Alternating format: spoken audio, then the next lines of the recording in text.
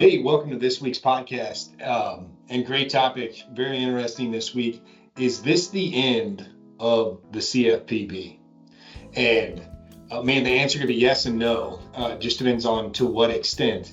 Is this the end of the CFPB? No, not necessarily. It literally would take Congress to unenact the CFPB. That's not something that they can just shut down without Congress. But is it the end of the day-to-day operations? It appears so, for the most part.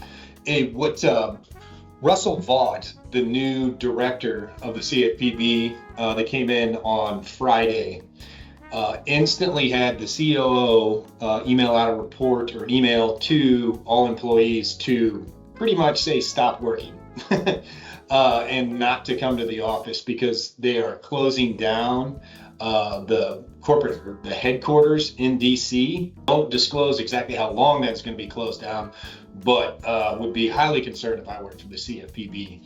And they also told them to stop all current supervisory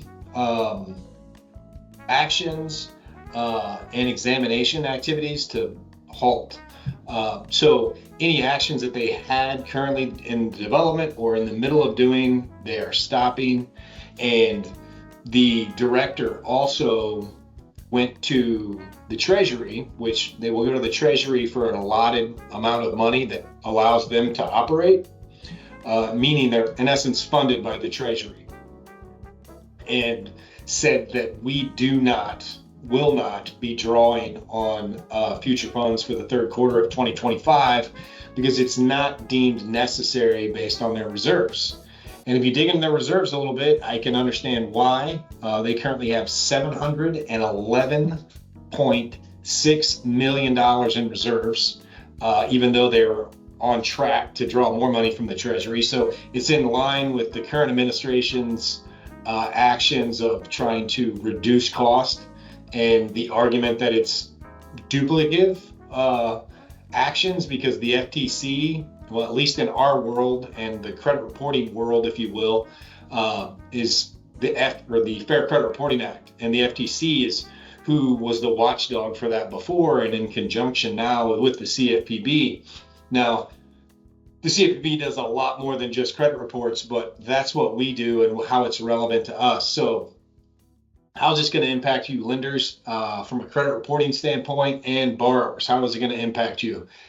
Not something you're going to notice right away, any difference or even possibly even down the road. They've done a really good job well, you can make an argument there whether how good a job it's been or not, but they've taken action against the credit reporting agencies numerous times for several different things, and have got some relief for consumers and really kind of took the bureaus to task. And in my opinion, I felt were more assertive than the FTC was in that regard. But the day-to-day and the flood of activity that you really have seen from the CFPB in the last few years is going to go away, it appears. Musk, Elon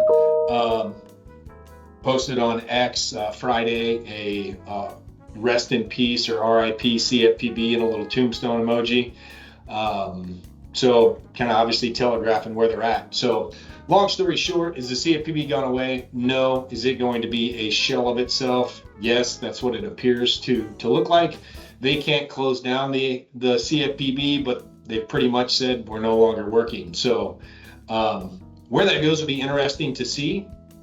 But again, when it comes to credit reports, and credit scores and all that is, the FCRA, the FTC's right there behind it, which was the sole watchdog prior to CFPB. So not anything alarming here.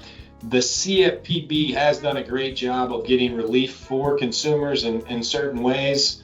Have also, in my opinion, driven up the cost on consumers in some other different ways as well. So politically removing yourself from that situation and seeing what makes the most sense. We'll see, as time progresses. But how it's going to impact credit reports, again, not anything you're going to notice this next quarter or the quarter after. The actions that they've already taken have already been in place. Now we'll see if they revise any of that stuff, but it is definitely a topic you want to keep an eye on and watch. But for now, full steam ahead, going the same direction as we were before in the credit scoring world. We've got a delay on the new FICO 10T, which was prior to the CFPB and this big action as well. But hopefully you found this information helpful.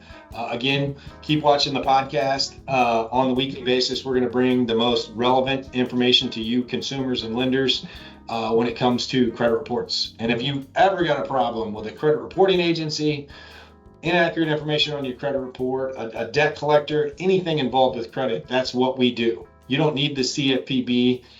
We can do what needs to be done in regards to anything credit report related. So hope you're having a great day. Have a fantastic week, and I look forward to next week's episode.